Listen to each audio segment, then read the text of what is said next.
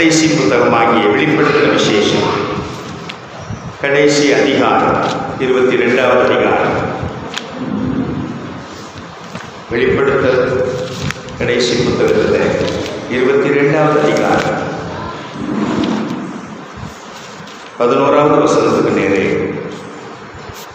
பிரித்தெடுக்கப்பட்ட வாழ்க்கை என்பதை பற்றி நாம் வேதத்திலிருந்து கற்று வருகிறோம். பிரித்தெடுக்கப்பட்ட வாழ்க்கை வாழ்வோம். ஆண்டவருக்காக பரிசுத்தமாக்கப்பட்ட ஜனங்கள் எப்படி வாழ்வோம்? பிரித்தெடுக்கப்பட்ட வாழ்க்கையை வாழ்வோம். எல்லாரோடும் சேர்ந்துக்கின்னு அப்படியே வாழ்வதில்லை. ஆண்டவருடைய பிள்ளைங்க வித்தியாசமாக வாழணும். ஆண்டவருடைய பிள்ளைங்க பரிசுத்தமாக வாழணும். ஆண்டவருடைய பிள்ளைங்க ஜெபிக்கிறவங்களா இருக்கணும். ஆண்டவருடைய பிள்ளைங்க மற்றவங்களுக்கு ஆசீர்வாதமாக இருக்கணும்னா பிரித்தெடுக்கப்பட்ட வாழ்க்கையை வாழணும். கைவேத்தி அல்லேலூயா. 22:11 பாருங்க. 11வது வருஷம். அநியாயம் செய்கிறவர் இன்னும் அநியாயம் செய்யட்டும். அசுத்தமாயிருக்கிறவர் இன்னும் அசுத்தமாயிருக்கட்டும். நீதி உள்ளவர் இன்னும் நீதி செய்யட்டும். பரிசுத்தம் உள்ளவர் இன்னும் பரிசுத்தம் ஆகட்டும். சொல்லுங்க இன்னும். எல்லாம் சொல்லுங்க இன்னும். நல்லா சொல்லுங்க இன்னும். அநியாயம் செய்கிறவர் இன்னும் அநியாயம் செய்யட்டும். அசுத்தமாயிருக்கிறவர் இன்னும் அசுத்தமாயிருக்கட்டும். நீதி உள்ளவர் இன்னும் நீதி செய்யட்டும். பரிசுத்தம் உள்ளவர் இன்னும் பரிசுத்தம் ஆகட்டும். யோவான் பத்மு தீவிலே ஆண்டவர் காண்பித்த தரிசனத்தோடு இந்த தீர்க்க தரிசன புஸ்தகத்தை எழுதுகிற யோவான் கடைசி காலத்தில் நடக்க போகிற அத்தனையும் இந்த வெளிப்படுத்தல் விசேஷத்தில் தானியேலிலே அது முத்திரிக்கப்பட்ட ஒன்றாக இருந்த அந்த புஸ்தகத்தை ஒரு வெளியாக்கப்பட்ட அல்லது முத்திரையை உடைக்கப்பட்ட ஒரு புஸ்தகமாக இந்த வெளிப்படுத்தின விசேஷத்தில் யோவான் எழுதுகிறார். ஆண்டவருக்கு மகிமை உண்டாவதா. கடைசி காலத்தில் ஜனங்கள் எப்படி இருப்பார்கள்? அநியாயம் செய்வார்கள். அப்படிப்பட்டவங்க மன திரும்ப சொல்லலை யோவான். நீ அப்படியே செஞ்சினே. அசுத்தமாக இருக்கிறவர் இன்னும் அசுத்தமாயிருக்கட்டும். நீதி உள்ளவர் இன்னும் நீதி செய்யட்டும். பரிசுத்தம் உள்ளவர் இன்னும் பரிசுத்தமாகட்டும். எல்லாரும் பக்கத்தில் சொல்லுங்க இன்னும். சொல்லுங்க இன்னும். இன்னும். அல்லேலூயா. ஆமென். என்ன சொல்லுது இந்த வசனம்? பைபிள் நீங்க பாப்பீங்கன்னா எபிரேயர் 9:27 ஒரே தரம் பிறப்பதும் ஒரே தரம் மரிப்பதும் மனுஷனுக்கு நியமிக்கப்பட்டிருக்கிறது. சொல்லுங்க இன்னொரு வாழ்க்கை. சொல்லுங்க இன்னொரு வாழ்க்கை. நம்ம புராணம்லாம் சொல்லுது. நீ அதான் பிறந்துருவே, நீ இப்படி வாழ்ந்த அதான் பிறந்துருவே, நீ அப்படி ஆயிடுவேன்னு சொல்லும். அதெல்லாம் பொய் பித்தலாட்டம். இல்லை இல்லை இல்லை. பைபிள் ரொம்ப கிளியரா சொல்லுது. மனுஷனுக்கு ஒரே ஒரு பிறப்பு, ஒரு தடவை தான் மரிக்க போறோம். ஆமாவா? இதெல்லாம் மனுஷனுக்கு தெய்வம் நியமிச்சு வச்சிருக்கிறார். சொல்லுங்க ஒரு தடவை தான் பிறகு. அப்போ இந்த பிறந்துட்டோம் நம்ம ஒரு நாள் மரிக்க போறோம். யாருக்காவது மரணம் இல்லையா? நான் மறிக்கவே மாட்டேன்னு சொல்லலாம் சில பேர். சில பேர்லாம் அப்படி சொல்லி தெய்வமா தன்னை காமிச்சு கட்சியில் செத்தே போட்டான். அதுக்கு நிறைய பேர் சொல்ல முடியும். பேரெல்லாம் சொல்ல விரும்பல. எவ்வளோ பேர் போயிட்டான். அதனால தெய்வம் தன்னை தெய்வம் மாதிரி காமிச்சு, தன்னை பெரிய ஆள் மாதிரி காமிச்சு கட்சியில் அவன் செத்த பிறகு அவனை பின்பற்றின கூட்டம்லாம் ஸ்கேட்டர்ட் ஆகி போச்சு, பிரிஞ்சு போச்சு. இதான் சரித்திரம், இதுதான் உண்மை. அப்போ இந்த இடத்துல பார்க்கிறோம், என்ன பார்க்கிறோம்? மனுஷனுக்கு ஒரு முறை பிறப்பு, அந்த ஒரு முறை மரணமும் உண்டு. அதனால அவனுடைய வாழ்க்கைக்கு இன்னொரு சந்தர்ப்பம் என்பது இல்லவே இல்லை. ஆமாவா இல்லையா? இன்னொரு சந்தர்ப்பத்தில் நான் ஆண்டவருக்காக வாழுவேன், நல்ல பிள்ளையா வாழுவேன், இப்படிலாம் நம்ம என்ன செய்யலாம்? கதை கட்டலாம். அதெல்லாம் உண்மை அல்ல, சாத்தியம் அல்ல. ஆமென். சொல்லுங்க அல்லேலூயா. மனுஷன் பாவ வாழ்க்கையை வாழுவான்னா அவனுக்கு நித்தியமா நரகம். மனுஷன் ஆண்டவருக்கு பிரியமா வாழுவான்னா அவனுக்கு நித்தியமா ஆண்டவரோடு வாழுகிற வாழ்க்கை. ஆமென். அப்போ இது எதை எப்படி நிர்ணயப்பட்டது? நான் பரலோகத்துக்கு போறேன்னா, நான் நரகத்துக்கு போறேன்னா, இது ஆண்டவர்களை குறிச்சி நரகத்தில் தள்ள மாட்டார். ஆண்டவர்களை குறிச்சி நித்தியத்துக்கு பரலோகத்துக்கு கொண்டு போயிட மாட்டார். இந்த உலகத்துல நம்ம எப்படி வாழ்றோமோ அதை பொறுத்து நரகமா பரலோகமா என்பதை நம்முடைய வாழ்க்கை நிர்ணயிக்கிறது. நல்ல இடத்துல கை வச்சு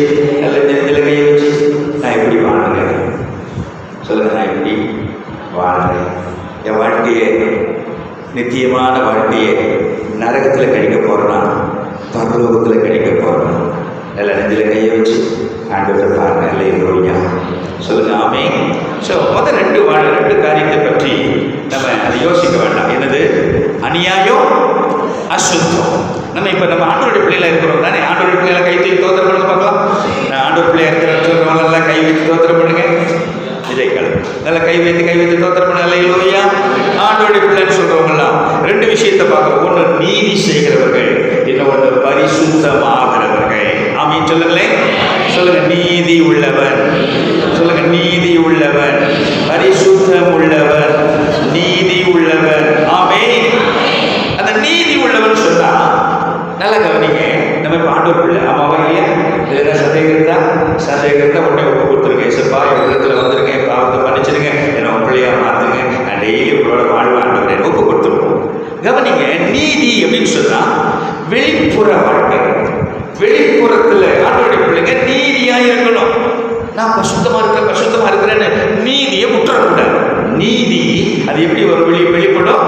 அதனுடைய வெளிப்புறமான நடக்கையினாலே அந்த தேவனுடைய நீதியை வெளிப்படுத்தும்.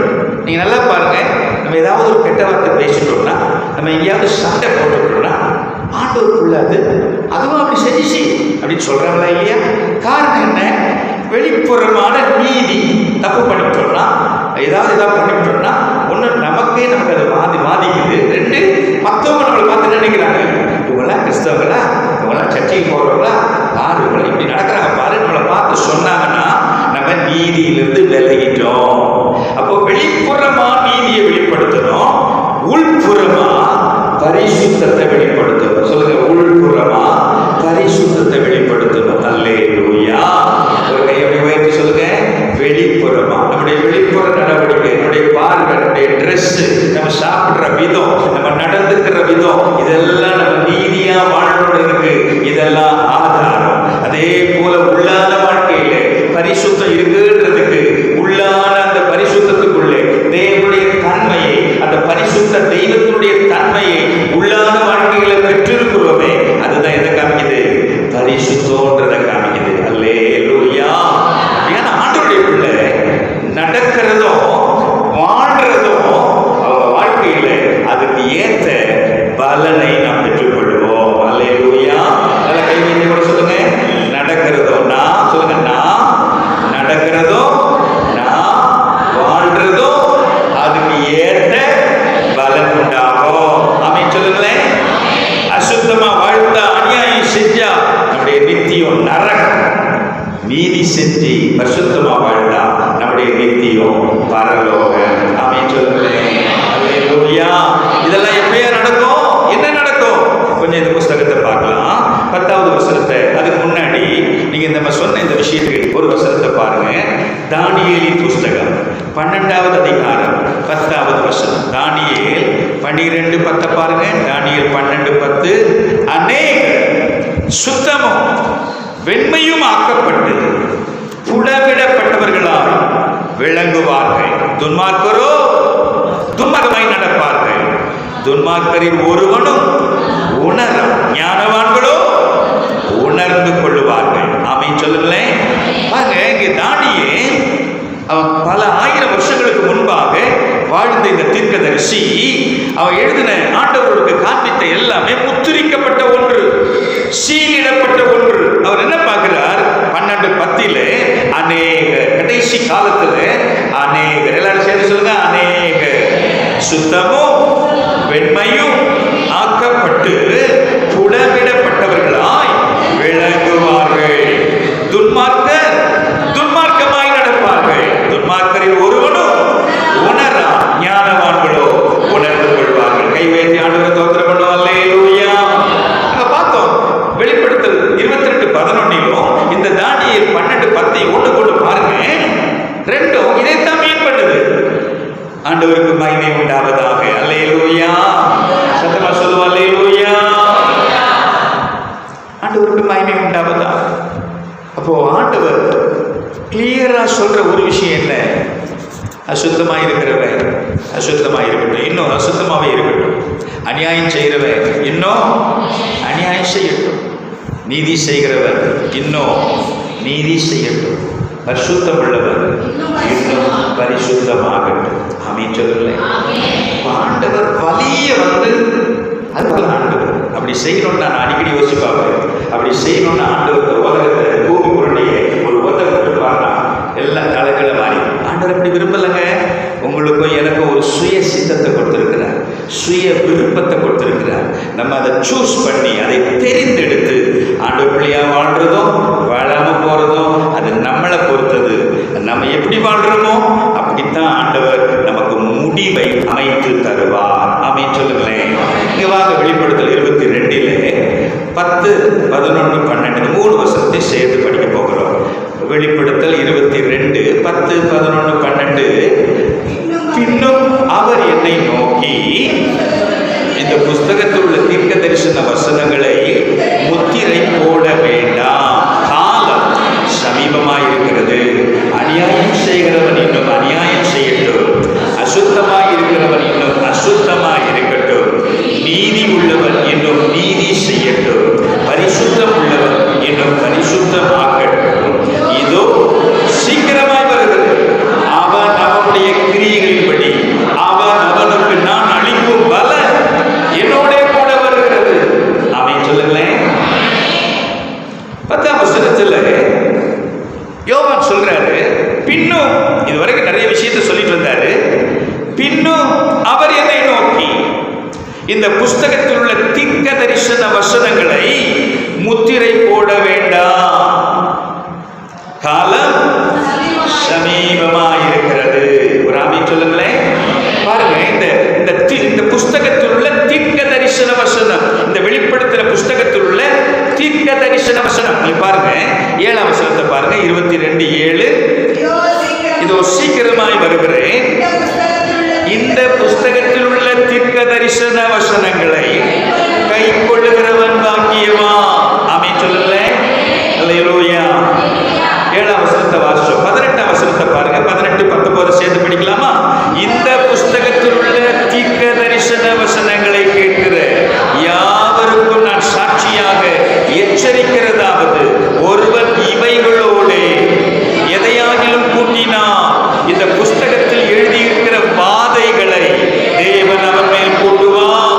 ஒருவன் இந்த தீர்க்க தரிசன புஸ்தகத்தின் வசனங்களில் இருந்து எதையாகிலும் எடுத்து போட்டான், ஜீவ புஸ்தகத்திலிருந்தும் பரிசுத்த நகரத்திலிருந்தும் இந்த புஸ்தகத்தில் எழுதப்பட்டவைகளில் இருந்தும் அவருடைய பங்கை தேவன் எடுத்து போடுவான். ஆமென் சொல்லுங்களேன். பாருங்க, இது என்ன புஸ்தகம்? வெளிப்படுத்தின விசேஷம் தீர்க்க தரிசன புத்தகம். பைபிள் ஒரு தீர்க்க தரிசன புத்தகம். அப்போ இங்க 7ஆம் வசனத்துல பார்க்கிறோம், இந்த புஸ்தகத்தில் இருக்கிற தீர்க்க தரிசன வசனங்களை கை கொள்ளுகிறவன் பாக்கியவான். இந்த புஸ்தகத்தில் உள்ள தீர்க்க தரிசன வசனங்களை கேட்கிற மக்களுக்கு யோவான் என்ன சொல்றாரா, இந்த வசனத்தோட எதையாவது கூட்டவோ குறைக்கவோ யாருக்கும் உரிமை கொடுக்கல. வசனத்தை சரியா சொல்லணுமே ஒழிய எதையாவது இஷ்டம் போல சேர்த்து சேர்த்து சேர்த்து அடிக்கூடாது, கூட்டக்கூடாது, எடுத்துடவும் கூடாது. ஆமென் சொல்லுங்களேன். வசனத்தை வசனமா மற்றவர்களுக்கு சொல்ல தெரியணும். இதுதான் தீர்க்க தரிசன வசனம். இந்த வசனத்திலிருந்து நம்ம எதையாவது கூட்டினா இந்த புஸ்தகத்தில் எழுதியிருக்கிற வாதைகளை அந்த கூட்டுற ஆளுக்கு ஆண்டவர் கூட்டிடுவார். இந்த புஸ்தகத்தில் இருக்கிற வசனத்தை எடுத்து போட்டா ஜீவ புஸ்தகத்தில் இருந்தோம், பரிசுத்த நகரத்தில் இருந்தோம், இந்த புஸ்தகத்தில் எழுதப்பட்டவைகளில் இருந்தோம் அந்த மனுஷனுடைய பங்கை ஆண்டவர் என்ன செஞ்சிருவார்? எடுத்து போடுவான். கூட்டினா கூட்டிடுவார் வாதையை, எட்டு போட்டா ஆண்டவர் எடுத்து போட்டுருவார். கவனமா இருக்கணும். இந்த வசனங்களை சரியா நம்ம கையாளணும். ஆமென் சொல்லுங்களேன். அல்லேலூயா. 1ஆம் அதிகாரம் 3ஆம் வசனத்தை வாசிக்க பார்க்கலாம். அதே இந்த வார்த்தை இருக்கும். இந்த தீர்க்க தரிசன வசனங்களை கேட்கிறவனும் வாசிக்கிறவனும் கை கொள்ளுகிறவர்களும் ஆகிய மக்கள் யாரா? பாக்கியவான்கள். காலம் சமீபமாயிருக்கிறது. ஆமென் சொல்லுங்களேன். இந்த வசனத்தை கேட்கிறவங்க, வாசிக்கிறவங்க, கை கொள்றவங்க யாரவங்கெல்லாம்? நீங்களும் நானும் அதானே படிக்கிறோம் இல்லையா? காதுல கேட்கிறோம் இல்லையா? கை கொள்றோம் இல்லையா? நம்மளெல்லாம் ஆண்டவர் எப்படி பார்க்குது பைபிள்? பாக்கியவான்கள். நல்லா சொல்லுங்க, பாக்கியவான்கள். இந்த வசனங்களை கை கொள்கிறவர்கள் பாக்கியவான்கள். இந்த வசனத்திலிருந்து எதையாவது கூட்டினா, இந்த வசனத்திலிருந்து எதையாவது எடுத்தா, அப்படிப்பட்டவர்களுக்கு ஆண்டவருடைய வாதை அது வந்து சேரும் என்பதை நமக்கு வேதம் எச்சரிக்கிறது. ஆமென் சொல்லுங்களேன். இதுல ஒரு வார்த்தையை பாருங்க, 10ஆம் வசனத்துல 22:10. இந்த தீர்க்க தரிசன, இந்த புஸ்தகத்தில் உள்ள தீர்க்க தரிசன வசனங்களை என்ன பண்ண வேண்டாம்? முத்திரை போட வேண்டாம், காலம் சமீபமாயிருக்கிறது. ஆமென் சொல்லுங்களேன். வாசிங்க ஒரு வசனத்தை. தானியேல் 8வது அதிகாரம் 26வது வசனம். தானியேல் 8வது அதிகாரம் 26வது வசனம். தானியேல் 8:26.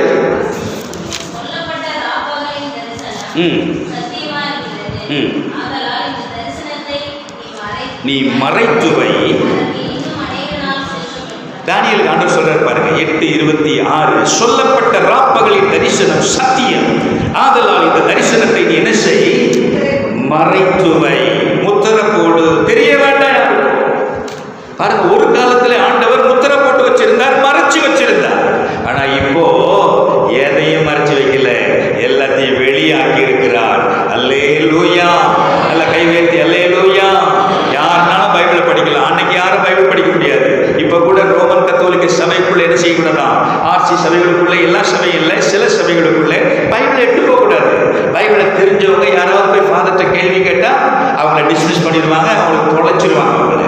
இதுதான் இன்னைக்கு இருக்கிற சூழ்நிலை. ஆனா தேவனுடைய பிள்ளைகளே, பெந்தேகோஸ்தே வட்டாரம், பைபிளை வாசிங்க, பைபிளை புரிஞ்சுக்குங்க, பைபிள் கிளாஸ் வாங்க. இதெல்லாம் ஏன் சொல்லுது? பைபிள் ஒரு முத்திரை உடைக்கப்பட்ட புஸ்தகமாய், ஒரு திறக்கப்பட்ட புஸ்தகமாய் நம்முடைய கையில பைபிள் கொடுத்திருக்கிறார். கை தட்டி தோத்திரம் பார்க்கலாம். அந்த கைகளை தட்டி இந்த பைபிளுக்காக ஆண்டவரை தோத்திரம் பண்ணுங்க. அல்லேலூயா. ஆண்டவர் இந்த முத்திரையை உடைத்து, என்னைக்கு இயேசு சிலுவையில மரிக்கும் போது, பிதாவே உடைய கைகளில் ஆவியை ஒப்புவிக்கிறேன்னு சொன்னார். அன்னைக்கு தேவாலயத்தின் திரைச்சீலை மேல் தொடங்கி கீழாக 2ஆக கிழிந்தது. ஆமென். அதுல இருந்து ஆண்டவர் முத்திரையெல்லாம் உடைச்சார். கை வைத்து ஆண்டவருக்கு தோத்திரம். இந்த காலத்துல வாழ்றதுக்கு நமக்கு ஆண்டவர் உதவி செஞ்சாரு. அன்னைக்கெல்லாம் பைபிளும் தெரியாது, இயேசுவும் தெரியாது, ஒன்றும் தெரியாது. ஆனா இப்போ ஆண்டவர் இந்த முத்திரையெல்லாம் உடைச்சி ஆண்டவர் எல்லாத்தையும் வெளியிறக்கமாக்கினாரே. கர்த்தருக்கு ஸ்தோத்திரம். ஆமென் சொல்லுங்க. அல்லேலூயா, அல்லேலூயா. அப்போ 2வது விஷயம், 12வது வசனம், 22வது அதிகாரம்.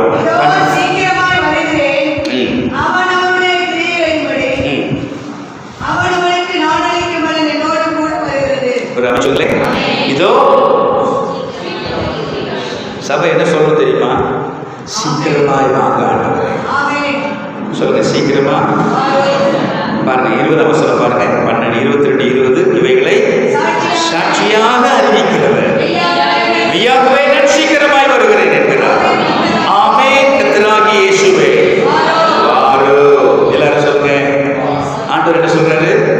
மெய்யாகவே நான் சீக்கிரமாய் வருகிறேன். நம்ம என்ன சொல்லணும்? ஆமென். கர்த்தராகிய இயேசுவே வா. எல்லாரும் கை தூக்குங்க, ஒரு நாள் கை தூக்கி சொல்லுங்க. ஆமென். கர்த்தராகிய இயேசுவே வாரு. கர்த்தராகிய இயேசுவே வாரு. அல்லேலூயா. இதான் நம்முடைய எக்ஸ்பெக்டேஷன், நம்முடைய எதிர்பார்ப்பு. என்னவா இருக்கணும்? சீக்கிரமா வர்றேன்னு சொல்றவர். நம்ம என்ன சொல்லணும்? சீக்கிரமா. இந்த உலகத்தில் படுற கஷ்டம் போதும் ஆண்டவரே, கண்ணீர் போதும் ஆண்டவரே, பாதிப்பு போதும் ஆண்டவரே, சீக்கிரமா வாங்க ஆண்டவரே. புதிய ஏற்பாட்டு ஆதி சபை இந்த ஜெபத்தை தான் பண்ணிச்சு. போதும் ஆண்டவரே, உபத்திரவம் போதும், சீக்கிரமாக ஆண்டவரே எங்களை இப்பவே கூட்டு போயிருங்க ஆண்டவரே.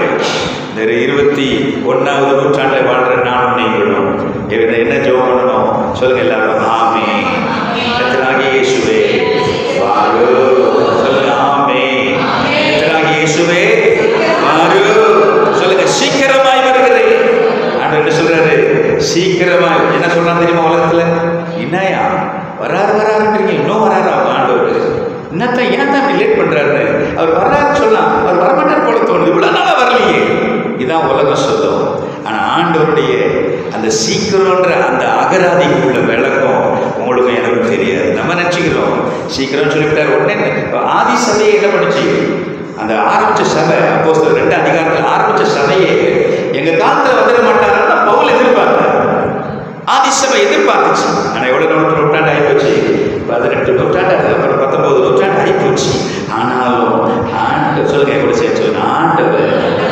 அவர் குறிச்சிருக்கிற வேலைக்கும் நான் புரிஞ்சிருக்கிற விதத்துக்கும் நிறைய வித்தியாசம் இருக்குது.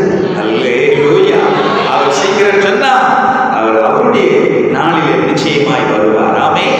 கை வைத்து சொல்ல, சீக்கிரமாய் வாரும். சொல்லுங்க எல்லாரும், இயேசுவே சீக்கிரமாய் வாரும். வெளிநாட்டில் இருக்கிற நம்ம ஹஸ்பண்டோ ஒய்ஃபோ யாரோ இருக்காங்கன்னா என்ன செய்வோம்?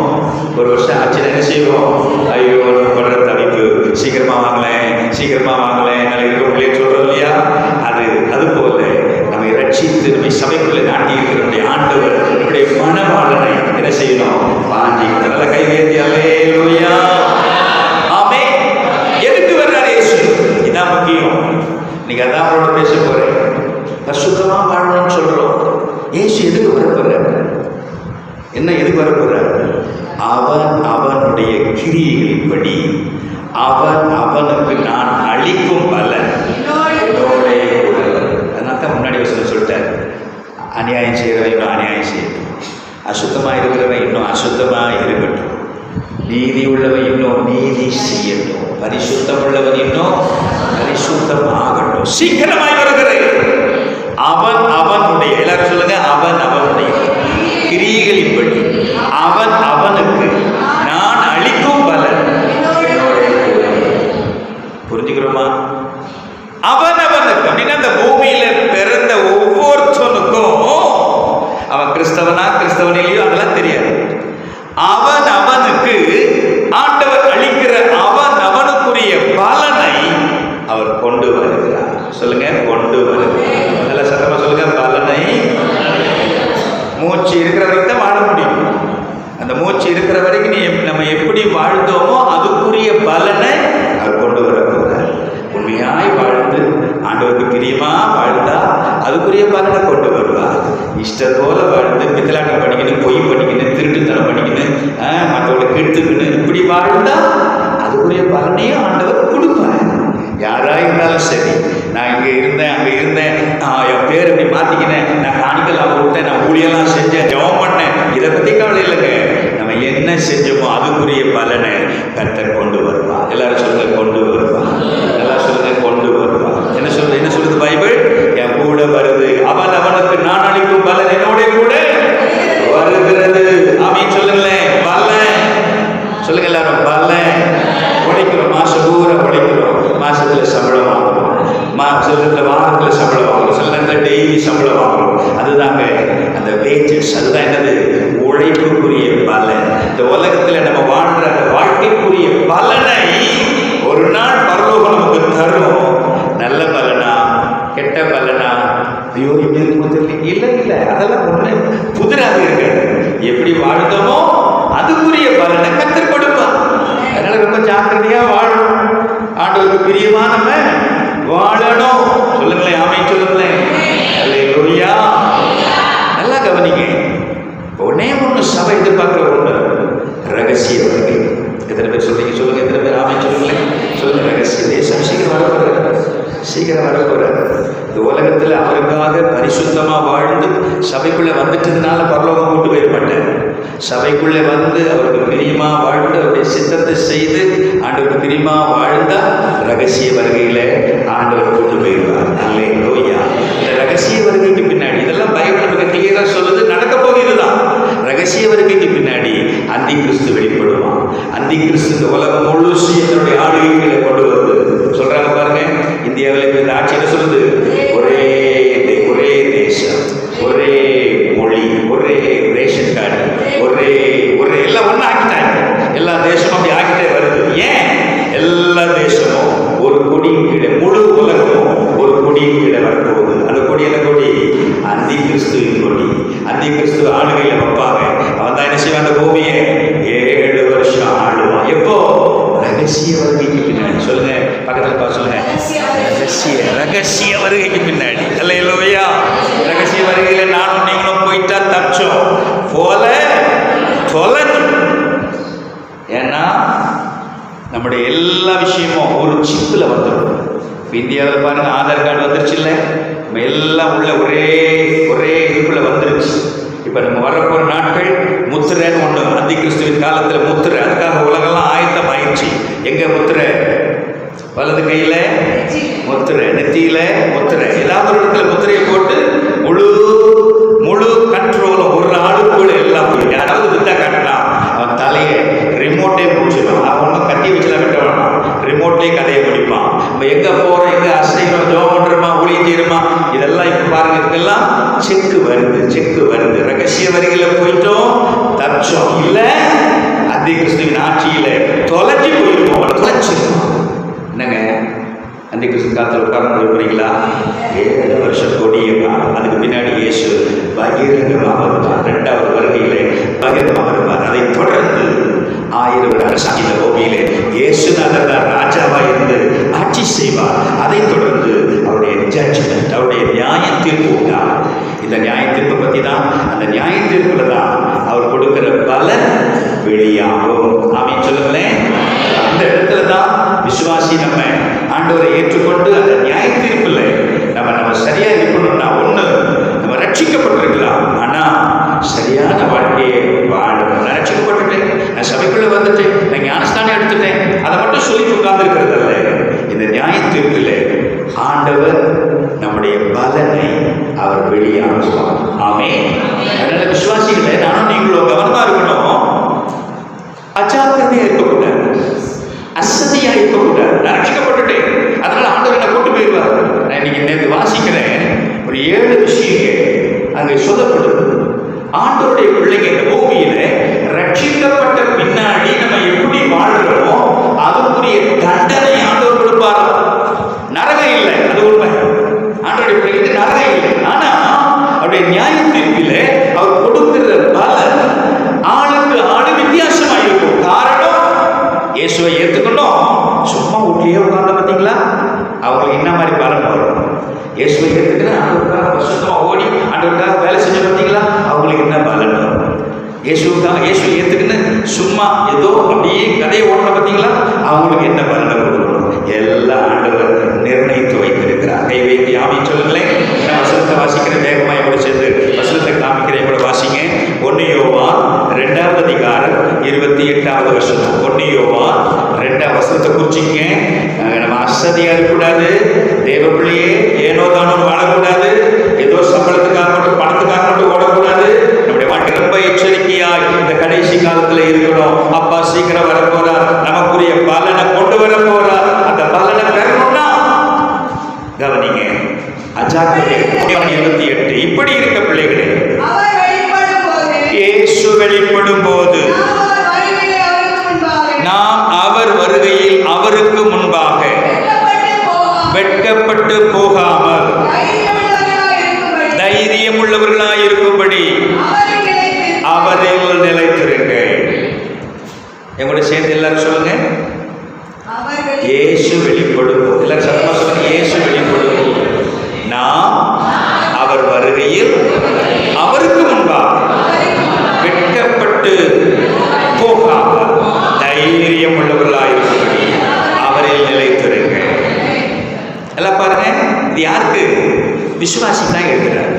ரட்சிக்கப்பட்ட சபைக்குள்ள வந்திருக்கிறாங்களே அவங்களுக்கு தான் பார்த்து சொல்றாரு. என்னது? அவர் சீக்கிரம் வர போறார், அவர் வெளிப்படுவார். அவர் வெளிப்படும் போது அவருக்கு முன்பாக வெட்கப்பட்டு போகாமல். சொல்லுங்க, வெட்கப்பட்டு போகும். நீதான் மீன் பண்ண வருது. ஆண்டவர் வரும்போது அங்க போய் அவங்கெல்லாம், நான் இப்படி தான் யோசிப்பேன் அடிக்கடி. சில பேர் நல்லா ஊழியம் செஞ்சு ஆத்மாக்களை கூட்டு வருவாங்க, ஊழியம் செய்வாங்க, ஆனால் ஆத்மா வராது சில பேருக்கு, அது அவங்க கனியம்.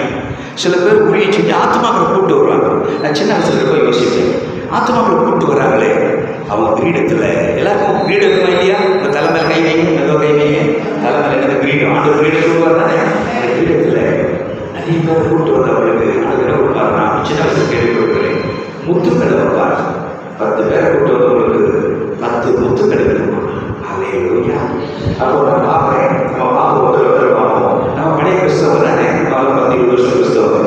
சில பேர் புதுசாக வருவாங்க, அவங்க வீடுகள் பார்த்தீங்கன்னா 10 வீடு 10 முத்து இருக்கும். அப்படின்னு வந்து வெட்டமா இருக்குல்ல, சொல்லுங்களேன், வெட்டமா. அப்ப இந்த மாதிரி வெட்கம் ஆண்டவர் வரும்போது நமக்கு வெட்டம் வரக்கூடாது. இந்த உலகத்துல நம்ம ஒழுங்கா வாழ்ந்தா, ஆண்டவருக்காக உத்தமமா வாழ்ந்தா, ஆண்டவருக்காக ஆத்மாக்களை ஆதாயம்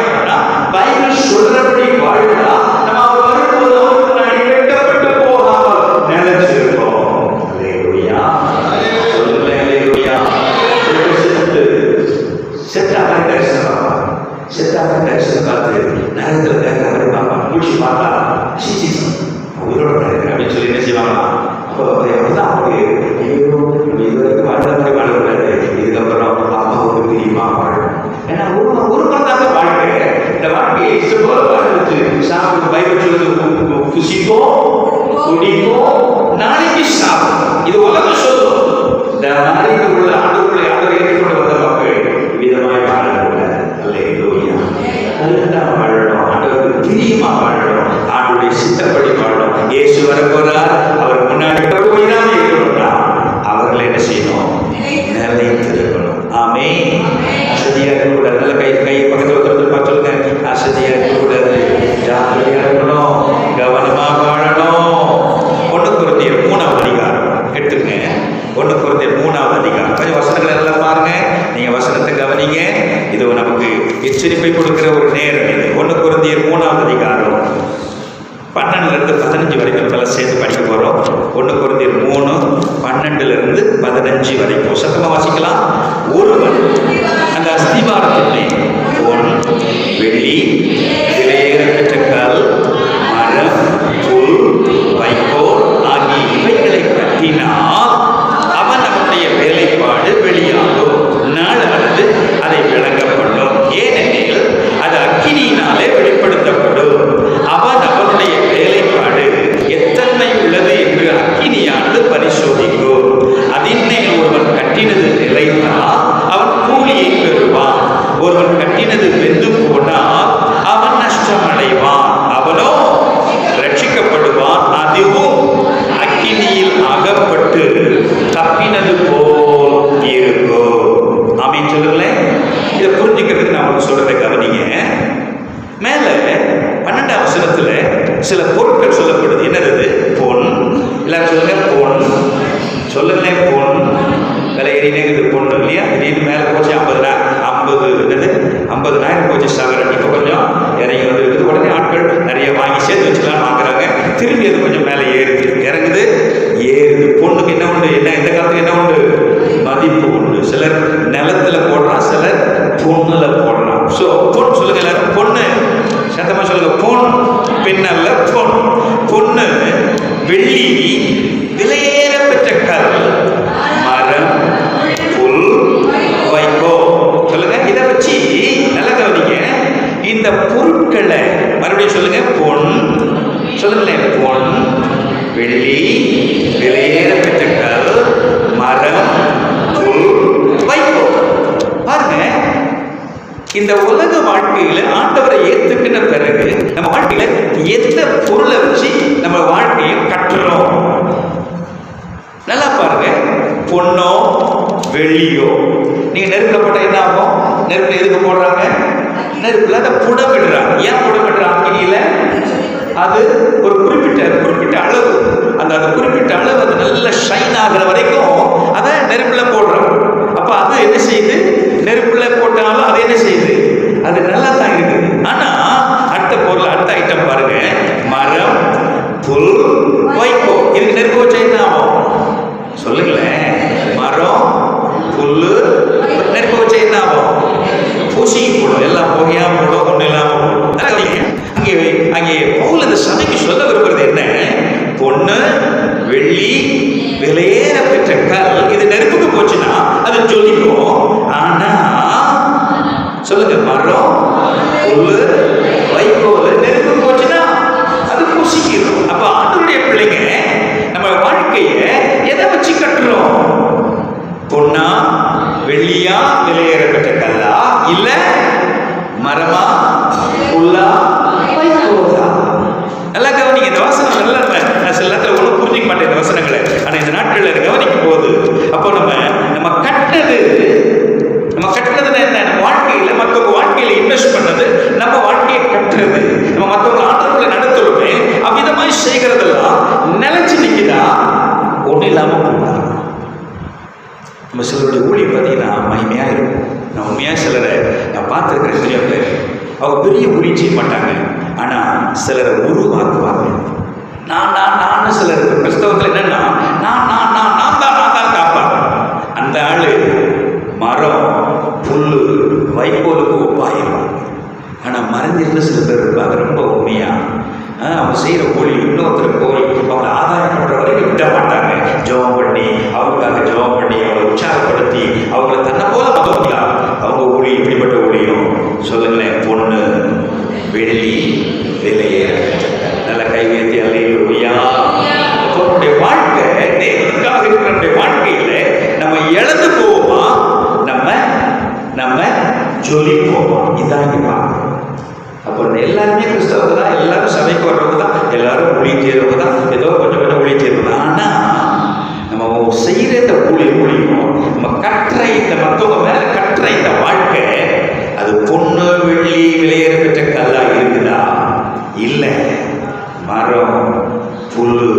வைக்கோலா இருக்குதா.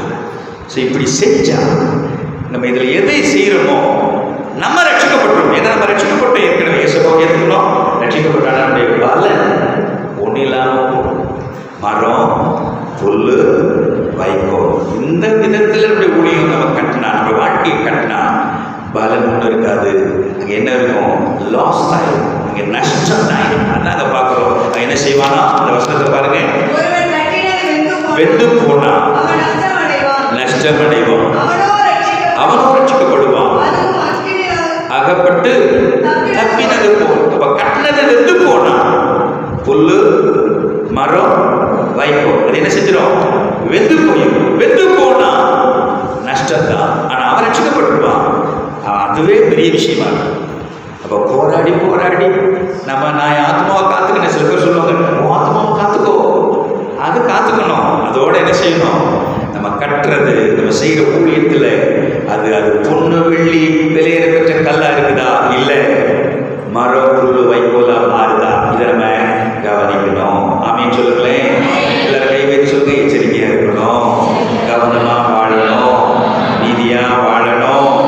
ரோமர் 2வது அதிகாரம் 7ஆம் வசனத்தை பாருங்க. ரோமர் 2வது அதிகாரம் 7ஆம் வசனம் குறிச்சிங்க. ரோமர் 2:7.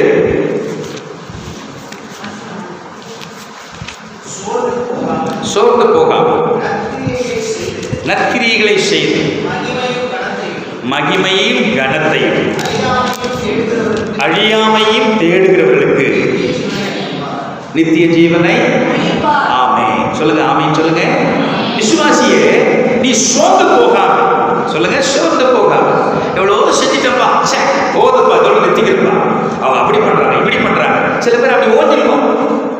பைபிள் சொல்லுது, சோர்ந்து போகாம நற்கிரியைகளை செய்து மகிமை கனம் அழியாமையை தேடுகிறவர்களுக்கு என்ன கொடுப்பாரா அப்படின்னா, இன்னொரு விஷயம் என்னது? சில பேர் சோர்ந்து போயிட்டாங்க. சில பேருக்கு என்ன இல்லை, சில பேருக்கு மகிமை கனம் அழியாம போயிருது. அது இல்லாம போயிருது தான் நஷ்டம். தேவனுடைய பிள்ளைகள் சோர்ந்து போகாம நற்கிரியைகளை செய்து மகிமை கனம் அழியாமையை தேடும் போதுதான் ஆண்டவர் என்ன கொடுப்பார்? வைஸ் வெர்சான்னு சொல்லுவாங்க இங்கிலீஷ்ல. அப்படின்னா கனம் மகிமை இதெல்லாம் இழந்துடக்கூடாது. ஆண்டவருக்கு முன்னாடி இழந்துடக்கூடாது. ஆமீன் சொல்லுங்களேன். மத்தேயு 25ஆம் அதிகாரம் எடுங்க. மத்தேயு 24வது விஷயமா சொல்றேன். மத்தேயு 25ஆவது அதிகாரம் தெரியும் தானே? மத்தேயு 25ஆவது அதிகாரம் 14வது வசனத்திலிருந்து 30வது வசனம் வரைக்கும் அவ்வளோத்தையும் படிக்க முடியாது. வீட்டில் போய் படிச்சுங்க, குறிச்சு வச்சுக்கோங்க. அங்கே என்ன பார்க்குறோம்? அவன் அதாவது புறதேசத்துக்கு பிரயாணமாக போகிற ஒரு மனுஷன் தன் ஊழியக்காரரை அழைத்து தன் ஆஸ்திகளை அவர் வசமாக கொடுத்துட்டு போகிறான். நான் ஊருக்கு போகிறேன், நீங்கள் என்ன செய்யணும்? நான் கொடுத்ததை வச்சு வியாபாரம் பண்ணி எனக்கு கணக்கு சொல்லணும், நான் திரும்ப வருவேன். ஒருத்தனை கூப்பிட்டு எவ்வளோ கொடுத்தா சொல்லுங்க? 5 தாளந்து. அட்டோவில் கூப்பிட்டு எத்தனை கொடுத்தா? 2 தாளந்து. அட்டோவில் கூப்பிட்டு எத்தனை கொடுத்தா? 1 தாளந்து. சொல்லுங்க, தாளந்து. நல்ல நெஞ்சில கை சொல்லுங்க. தாளந்து. தாளந்து என்னது? திறமை. ஒவ்வொருத்தருக்கும் ஒரு திறமையை கொடுத்துருக்கிறார். சிலருக்கு 5 தாளந்து கொடுத்துருப்பார், சிலருக்கு 2 தாளந்து கொடுத்துருப்பார், சிலருக்கு 1 தாளந்து கொடுத்துருப்பார். அதுக்காக 5 தாளந்து அவர் கொடுத்துட்டாருன்னு 1 தாளந்தை வாங்கி என்ன செய்யக்கூடாது? பொறாமப்படக்கூடாது. சொல்லுங்க, 5, 2, 1. இப்போ சொல்லிட்டு ஊருக்கு போயிட்டாரு. எஜமான ஊருக்கு போயிட்டாரு. இப்போ திரும்பி என்ன செய்யறாரு? கொஞ்ச நாள் கழிச்சு 3 மாசமோ 6 மாசமோ 1 வருஷமோ திரும்பி வர்றாரு. திரும்பி வரும்போது 3 பேர் இல்லை, இந்த தாளத்தை வாங்கினவங்களை கூப்பிடுறாரு. கூப்பிட்டு கணக்கு கேட்கிறாரு. என்னப்பா பண்ணீங்க? 5 தாளத்தை வாங்கினவனே, வா, 5 தாளத்தை அவன்கிட்ட கொடுத்தல, என்ன பண்ண? 2 தாளத்தை வாங்கினவரே கொஞ்சம் வாங்க, உங்களுக்கு திறமை கொடுத்தால 2 தாளந்து, என்ன பண்ண? 1 தாளத்தை வாங்கினவரே வாங்க, என்ன பண்ணீங்க? 5 தாளத்தை வாங்கின என்ன சொன்னா? நீங்க தான் சொல்லல. 5 தாளத்தை வாங்கின சொன்னா, ஐயா 5 தாளத்தை என்ன கொடுத்தீங்க? மேலும் 5 தாளத்தை சம்பாதிச்சிருக்கேன். கேட்கறது 10 தாளத்து. என்ன சொன்னாங்க தெரியுமா? நல்லது, உத்தமமோ கொஞ்சத்தில் உண்மையாயிருந்தால் உன்னை அதிகாரியாக வைத்து எஜமானுடைய சந்தோஷத்துக்குள் போ. விருது நடக்குது, போ, அங்க போ, நீ செஞ்சதுடைய பலன் உனக்கு இருக்கு, உள்ள போ. 2 தாளத்தை வாங்கினார். அவர் என்ன சொல்றாரு? ஐயா, கொடுத்தீங்க, நான் 2 கோடி சம்பாதிச்சு எத்தனை வச்சிருக்கிறேன்? 4 வச்சிருக்கிறேன். அவர் சொன்னார், நல்லது, உண்மையோட உயர்காரனே, கொஞ்சத்தில் உண்மையா என்னோட அதிகாரியை வைத்து சந்தோஷத்துக்குள் ஒத்துக்கல. ஒரு 4 வச்சிருக்க, ஐயா நீ ரொம்ப அதிகமான ஆள் எனக்கு தெரியும், அதனால என்ன பண்ணிட்டேன், நான் பத்திரமா கொண்டு போறேன். அது ஒரு சீலை சுற்றி நிலத்துக்கு உடச்சி வச்சுட்டேன். நீங்க வந்தீங்க கேள்விப்பட்டேன், ஓடி போய் ரொம்ப கஷ்டப்பட்டு ஓடி போய் அதை தோண்டி அதை எடுத்து வந்துருக்கிறேன். ஐயா அவங்களுக்கு இவன் என்ன நினைச்சான், ஒன்ன பத்திரமா வச்சு கொடுக்குறாங்க நினைச்சு அவர் பாராட்டு நினைச்சான். என்ன சொல்ல தெரியுமா, சோபதமான கொண்டு போய் நான் இப்படிலாம் தெரியும், அட்லீஸ்ட் நினைச்சிருக்கலாம். வட்டிக்கார கடையில் கொடுக்கறது வட்டியோட கொண்டு கொடுத்தீங்கன்னா ரொம்ப சந்தோஷப்பட்டுருக்கலாம். நம்மளால உடனே தெரியுமா, உடனே வட்டியெல்லாம் கொடுக்கலாம் கொடுக்குறது நினைச்சுக்கிறோம். இதுக்காக சொல்லல, அவருடைய சோபேறித்தனத்துக்காக நான் சொல்றேன். இப்போ வட்டிக்கார கையாத கொடுத்து வட்டியோட கொண்டு தாங்க கொடுத்தீங்கன்னா உடனே நான் மிச்சி இருக்கேன். ஏன் செஞ்சு அனைக்க குறைக்க போடுங்க, போட்டு புறமான இருள் அடிக்க போடுங்க. நல்லா கவனிங்க, நம்ம எல்லாருக்கும் ஆளுநர் ஆதரவு சொல்லுங்க, வரணும், அது வரணும் கூட சொல்லுங்க. இதெல்லாம் கொடுத்துருக்கிறாங்க. சிலருக்கு 1 கொடுத்துருக்கிறார், சிலருக்கு 5 கொடுத்துருக்கிறார், சிலருக்கு 50 கொடுத்துருக்கிறார். அவங்களுக்கு அவ்வளோ கொடுத்தாரு, அவங்க செய்யறாங்கன்னு சொல்லி விட்டுறக்கூடாது. எனக்கு என்ன தாளத்தை கொடுத்துருக்கிறார், எனக்கு என்ன திறமையை கொடுத்துருக்கு, எனக்கு என்ன வார்த்தை கொடுத்துருக்கிறார், அதை கவனிச்சு அதை பெருக்கணுமே ஒழிய அதை என்ன செய்யக்கூடாது, மறைச்சி போட்டுறக்கூடாது, அதை ஓச்சிடக்கூடாது, அதை பயன்படுத்தணும் அப்படின்னு சொல்லுங்களேன். என்னது, பரலோகத்துக்காக நம்ம செய்கிற சேவை, பரலோகத்துக்காக நம்ம செய்கிற, நம்ம கொடுக்குற சந்தர்ப்பத்தில் நம்ம செய்கிற காரியங்கள் அது அது அது லாஸாக இருக்குதா கெயினாக இருக்குதா, அதை நம்ம லூஸ் பண்ணுறோமா அல்லது கெயின் பண்ணுறோமா, இதைத்தான் ஆண்டவர்கிட்ட கேட்பார். ரட்சிக்கப்பட்டு இத்தனை வருஷத்தில் ரட்சிக்கப்பட்டு இவ்வளோ வருஷமாக ஆண்டவர் பிள்ளையாரியே நான் உனக்கு கொடுத்ததை என்ன பண்ணிட்ட, நீ தொலைச்சிட்டேன்னு சொல்லுவாரா, நீ அதுலேருந்து என்ன செஞ்சுட்ட, நீ பெருக்கிட்டேன்னு சொல்லுவாரா? நெஞ்சில் கை வச்சு கொஞ்சம் அவனுக்கு பார்க்கலாம், எல்லாரும் நெஞ்சில் கை வச்சு, ஆண்டவரே எனக்கு கொடுத்த இந்த சந்தர்ப்பத்தில் நான் ரட்சிக்கப்பட்டு இதுவரைக்கும் இருக்கிறேன், எனக்கு என்ன இருக்குது, நான் என்ன செய்கிறேன்னே என்ன தெரிஞ்சிக்காமே ஓடிக்கிறேன். இல்லை நான் ஓடாமல் என் கையில் என்ன கொடுத்தீங்க, நான் எதை செய்யணும்னு என்கிட்ட எதிர்பார்க்குறீங்க, அதை நான் செய்து எஜமானருக்கு முன்பாக ஆண்டவரே நஷ்டத்தை உண்டாக்காம லாபத்தை உண்டாக, ஆண்டவரே பரலோக ராஜ்யத்துக்கு லாபத்தை உண்டாக என்னுடைய சேவை அமிதமாய் ஆசீர்வதிக்கப்பட நான் ஜெபம் பண்ணுகிறேன். ஆமென் சொல்லுகிறேன். அல்லேலூயா. பாருங்க, நல்லா சொல்றேன், திரும்ப சொல்றேன், நியாய தீர்ப்புல எல்லாருக்கும் ஒரே மாதிரி பலன் இருக்காது. இந்த உலகத்துல நம்ம எப்படி வாழ்ந்தோமோ, ஆண்டவரை ஏற்றுக்கிட்ட பிறகு எப்படி வாழ்ந்தோமோ அதுக்குரிய பலன் தான் இருக்குமே ஒழிய எல்லாரும் பரலோகத்துல தான் போக போறோம், உண்மைதான். ஆனா அங்கே பலன்களிலே வித்தியாசம் இருக்கும். ரட்சிக்கப்பட்ட பிறகு நம்ம எப்படி வாழ்ந்தோமோ அதுக்குரிய பலன் ஆண்டவர் தருவார். இன்னொரு வசனத்தை பாருங்க, இதே மத்தேயு 5வது அதிகாரம் 19வது வசனம். பைபிள் திருப்புங்க, மத்தேயு 5வது அதிகாரம் 19வது வசனம். மத்தேயு 5:19. ஆகையால் இந்த கற்பனைகள் இந்த கற்பனைகள் எல்லாவற்றிலும் சிறிதானதொன்றையாகிலும் மீறி அவிதமாய் மனுஷருக்கு போதிக்கிறவர் பரலோக ராஜ்யத்தில் எல்லாரிலும் சிறியவன் எனப்படுவான். இவைகளை கை கொண்டு போதிக்கிறவனோ பரலோக ராஜ்யத்தில். நல்லா கவனிங்க, எல்லாம் கொஞ்சம் நிமிந்து உட்காருங்களேன், கொஞ்சம் கணக்கு பாருங்க. பரலோக ராஜ்யத்தில் பெரியவன் சிறியவன் எல்லாம் பரலோகம் தான் போறோம். ஆனா பரலோகத்துல போய் நான் பெரியவனா இருப்பேன்னா சின்னவனா இருப்பேன்? பெரியவன் யார்? இந்த பைபிளை வாசித்து அதை கை கொண்டு மற்றவங்களுக்கு இருக்கிற மாதிரி போதிக்கிறவன் பரலோக ராஜ்யத்தில் பெரியவன். இந்த பைபிளை தனக்கு ஏற்ற மாதிரி சில பேர் சொல்ல வர்றாங்க, தூக்கிட்டு பைபிளை தூக்கிட்டு வர்றான். சில பேர் தப்பா நடக்கிறான், ஆனா பைபிள் தான் சொல்லுவான். அவனுக்கு பைபிள் என்ன சொல்லுது, அவனுக்கு பரலோகத்தில் அவனுக்கு பேர் என்ன?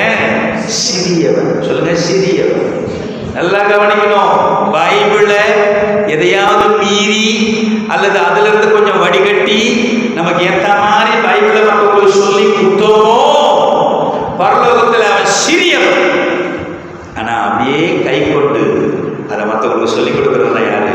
பெரியவன். நல்லா கை வைத்து பார்க்கலாம். எல்லாரும் கை வைத்துக்க பார்க்கலாம். பின்னாடி எல்லாரும் கை வைத்துங்க, முன்னாடி எல்லாரும் கை வைத்துங்க. நம்ம பெரியவனா இருக்க போறோமா, சின்னவனா இருக்க போறோம்? பைபிள் சொல்லுங்க, பரலோகத்தில் நான் பெரியவனா இருப்பேனா, சின்னவனா இருப்பேன்? இதுக்கு ஒரே ஒரு அடையாளம், இந்த பைபிள அப்படியே கை கொண்டு போதிக்கிறவர் பெரியவன். அதுல கொஞ்சம் வடிகட்டி ஏமாத்தி இஷ்டத்துக்கு மற்றவங்களுக்கு ஏற்ற மாதிரி ப்ளீஸ் பண்ணி சர்ச்சிலேயே பிரசங்கம் பண்ணுவாங்க சில பேர். ஜனங்க ஓடிடக்கூடாது, ஜனங்க கொடுக்கறது நிறுத்திடக்கூடாது, இதெல்லாம் வச்சுக்கிட்டு பேசுனா அவன் எப்படிப்பட்டவன்? பரலோக ராஜ்யத்தில் சிறியவன். சொல்லுங்க, நெஞ்சில கை வச்சு சொல்லுங்க, நான் சிறியவனா பெரியவனா? பரலோக ராஜ்யத்தில் நான் சிறியவனா பெரிய? இதெல்லாம் பைபிள் சபையில் ரட்சிக்கப்பட்ட விசுவாசிகள் வாழ்க்கையில் இதெல்லாம் நம்முடைய வாழ்க்கையில் இப்படி நடந்துடக்கூடாதுன்னு ஆண்டவன் இது எல்லாத்தையும் நமக்கு எழுதி வைத்திருக்கிறார். ஆமீன் சொல்லுங்களேன். இன்னொரு வருஷத்துப்பட்ட வாசம் படிக்கலாம். கொலோசையர் 3ஆம் அதிகாரம். கொலோசையர் 3ஆம் அதிகாரம் 24-25 வசனத்தை குறிச்சிங்க. கொலோசையர் 3:24-25. எதை செய்தால், எப்படி செய்த எல்லாரும் சொல்லுங்க, எதை செய்தால். நல்ல சத்தமா சொல்லுங்க, எதை செய்தால் அதை மனுஷர்களுக்கு செய்யாமல் கர்த்தருக்கென்றே மனப்பூர்வமாய் செய்யுங்கள். அநியாயம் செய்கிறவர் தான் செய்த அநியாயத்துக்கேற்ற பலனை அடைவான், பட்சபாதமே இல்லை. ஆமே. அதுக்கு முன்னாடி ஒரு சொல்றது, நீங்கள் கிறிஸ்துவை கர்த்தராகிய கிறிஸ்துவை சேவிக்கிறதுனாலே சுதந்திரமாகிய பலனை கர்த்தராலே அடைவீர்கள் என்று அறிந்து, பக்கத்தில் ஒருத்தர் முகத்தை பார்த்து நல்லா சொல்லுங்க, எதை செஞ்சா? சொல்லுங்க எல்லாரும் சொல்லுங்க, எதை செஞ்சா? நல்லா சொல்லுங்க, எதை செஞ்சா? நீ செய்யற வேலையோ, நீங்க செய்யற ஊழியமோ, நீங்க செய்யற எதுவானாலும் சொல்லுங்க எல்லாரும், எதை செஞ்சா? அதை மனுஷங்களுக்கு செய்யா, மனப்பூர்வமாய் செய்ய, அறவுரையா செய்ய. எதை செய்தால் கர்த்தருக்கென்று, மனுஷர்களுக்கு செய்ய, கர்த்தருக்கென்று மனப்பூர்வமாய் செய்ய. ஆமீன் சொல்லுங்களேன். அவனுக்கு சோதனமாகிய பலனை தரப்படும். அல்லேலூயா. அந்த என்ன கொண்டு வரப்படுறாரு? பலனை கொண்டு வரப்படுறாரு. அவன் அவனுக்கு அவன் அவனுடைய கிரிகளின்படி நான் அளிக்கும் பலன். அப்ப அந்த பலனை பெறணும்னா எதை செஞ்சா? மனுஷங்களுக்குன்னு செய்யாம கர்த்தருக்கென்று மனப்பூர்வமா செய்யும் போது அந்த பலனை பெறும். கூடவே ஒரு வாணிகிறது பாருங்க, 25ஆம் வசனத்துல, அநியாயம் செய்கிறவர் யாரு? விசுவாசிதான், ஊழியர்கள் தான். அநியாயம் செய்கிறவர் தான் செய்த அநியாயத்துக்கு ஏற்ற பலனை அடைவான். பட்சபாதமே, என்ன சொல்லுங்க, பட்சபாதமே, வித்தியாசமே இல்லை. அல்லேலூயா. சொல்லுங்க, என் கூட சேர்ந்து நான் சொல்லுங்க, நான் ஜாக்கிரதையாக இருக்கிறவனா? ஜாக்கிரதையாக இருக்கிற விசுவாசியா? ஏனோதானு இருக்கிற விசுவாசி? சொல்லுங்க, அதான் சொல்ல மாட்டீங்களா? நான் ஜாக்கிரதையாக இருக்கிற விசுவாசியா? ஏனோதானு இருக்கிற விசுவாசி? விசுவாசி தான், ஆனால் ஜாக்கிரதையாக இருக்கிற விசுவாசி, ஏனோதானு இருக்கிற விசுவாசி. நான் யாருங்க? நான் யாரு? நான் யாரு? சொல்லுங்க, நான் யாரு? சொல்லுங்க, நான். அதுக்கு தான் வேற ஒன்றும் இல்லை. முழு பிரதிஷ்டை நமக்கு உண்மையாக இருக்கணும். தன்னலம் பாராம தியாகத்தோடு வாழணும், ஆண்டவருக்காக வாழணும். கொஞ்சம் நம்ம யோசிச்சு பாருங்க, நம்ம எப்படி இருக்கிறோம்? சர்ச்சுக்குள்ளே வரும்போது எப்படி இருக்கிறோம்? வேலை ஸ்தலத்தில் எப்படி இருக்கிறோம்? பழகிற இடத்துல எப்படி இருக்கிறோம்? மற்றவங்களோட நம்ம ஐக்கியம் கொள்வது எப்படி இருக்கிறோம்? நம்ம பண்ணுறதெல்லாம் ஆண்டவருக்கு பிரியமா இருக்குதா? இல்லை. மற்றவங்களுக்கு பிரியமா இருக்குதா? இல்லை. அப்படி இல்லாமல் இருக்குதா?